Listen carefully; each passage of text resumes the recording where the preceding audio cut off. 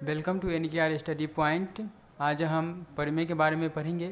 इसमें कुछ टर्म जो इस्तेमाल होते हैं इसको हम देख लेते हैं। पहला क्या होता है? कथन। कथन क्या होता है? अभिगृहीत क्या होते हैं? प्रतिज्ञा क्या होते हैं? प्रतिज्ञा के प्रकार कितने प्रकार के होते हैं?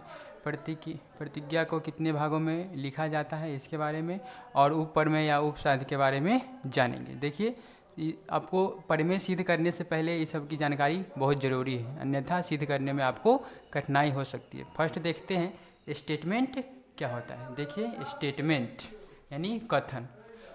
कथन वह है, ठीक है, किसी व्यक्ति द्वारा कही गई बात क्या कहलाती है? कथन कहलाती है। जो कोई व्यक्ति इसे क्या कहे, कोई बात कहे जो सत्य है, इस बात को हम लोग कथन कहेंगे, या असत्य हो तो भी कथन कह सकते हैं। किसी व्यक्ति द्वारा कहा गया कथन बात जो होता है वह कथन कहलाता है।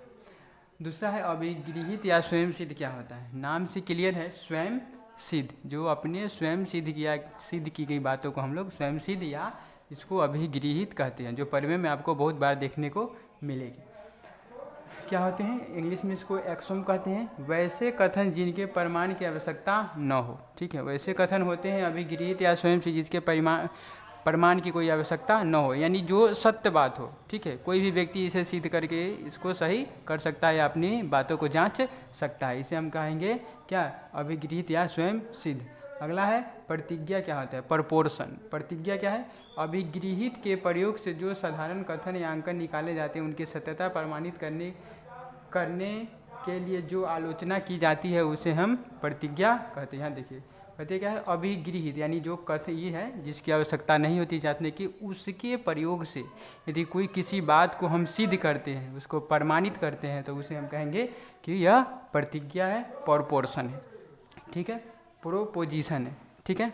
नेक्स्ट है प्रतिज्ञा कितने प्रकार के होते हैं? प्रतिज्ञा दो प्रकार की होती है, ठीक है। पहला होते हैं परिमेय या साध्य, जिसको थ्योरम कहते हैं।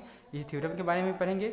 और ठीक है, देखिए, ज्यामिति के साधारण गुणों को प्रमाणित करना, ठीक है, जो ज्यामिति के गुणों को प्रमाणित करने के लिए जिसका उपयोग किया जाता है उसे हम क्या कहते हैं? वैसे प्रतिज्ञा को हम लोग परिमेय या साध्य कहते हैं या थ्योरम कहते हैं। दूसरा इसका प्रकार होता है निर्मेय, प्रॉब्लम।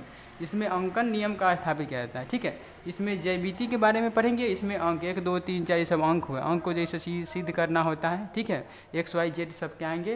अंकन पद्धति में ये आएंगे, यानी निर्मेय में आएंगे। और इसको छोड़कर जो भी ज्यामितीय संरचना के बारे में अगर अध्ययन करेंगे या उसको प्रमाणित करेंगे तो उसे हम कहेंगे कि यह थ्योरम है, ठीक है। इन दोनों में मुख्य अंतर क्या है? यह ज्यामिति से संबंधित है, यह अंक से संबंधित है, ठीक है, क्लियर है। नेक्स्ट, प्रतिज्ञा को 4 भागों में लिखा जाता है। कोई भी अगर प्रतिज्ञा हम जैसे, ठीक है, परिमेय सिद्ध करेंगे तो उसको 4 भागों में हमको बांटना पड़ेगा। पहला भाग को हम लोग कहेंगे साधारण प्रतिज्ञा, जो बात हमको दिया हुआ है, क्वेश्चन जो दिया गया उसे क्या कहेंगे? साधारण प्रतिज्ञा कहेंगे, कि इसमें क्या क्वेश्चन है, क्या सिद्ध करना है, इसके बारे में बताया गया। दूसरा होता है विशेष प्रतिज्ञा। इसमें हम मान लेते हैं, जो बात को सिद्ध करना होता है उसको हम क्या करते हैं? मान लेते हैं कि आखिर क्या क्या मानेंगे कि यह सिद्ध हो जाएगा। अगला होता है रचना या अंकन। इसके लिए कुछ रचना करने पड़ते हैं, यानी कुछ उसमें कोई लाइन खींचना पड़ता है या उसमें कुछ परपेंडिकुलर यानी लंब खींचना पड़ता है, इसी को हम लोग रचना या अंकन कहते हैं। उसके बाद उपपत्ति या प्रमाण, और लास्ट में हम लोग क्या होता है जो प्रूफ करके आता है उसे हम उपपत्ति या प्रमाण कहते हैं, ठीक है।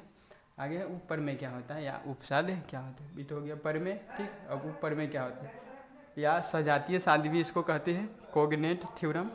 जो कथन मुख्य कथनों के प्रयोग से, ठीक है, जो कथन क्या होते हैं? मुख्य कथन के प्रयोग से, यानी जो परिमेय के प्रयोग से हम सिद्ध कर सकते हैं उसे हम उपप्रमेय कहते हैं, यानी ये परिमेय का ही एक भाग है उपप्रमेय, ठीक है।